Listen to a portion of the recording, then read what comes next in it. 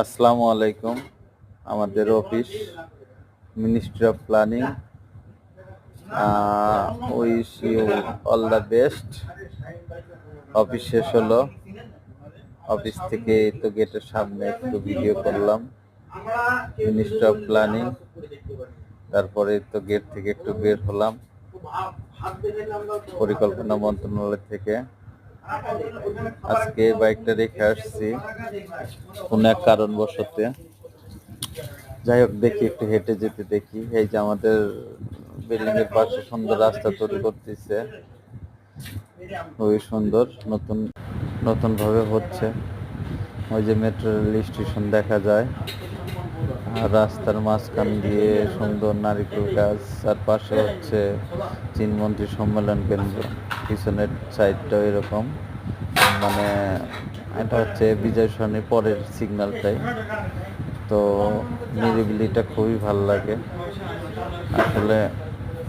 এই জায়গাটা অনেক নিরিবিলি, খুব পছন্দের জায়গা। বিশেষ করে বিকেল টাইমে আরও ভালো লাগে, যে আমরা যখন ছাড়ি না।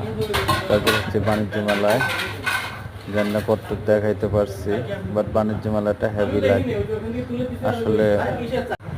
বাণিজ্য মেলার ভিতরে হচ্ছে, এটা বাণিজ্য মেলা চলতেছে চীনমন্ত্রী সম্মেলন কেন্দ্রের সামনে।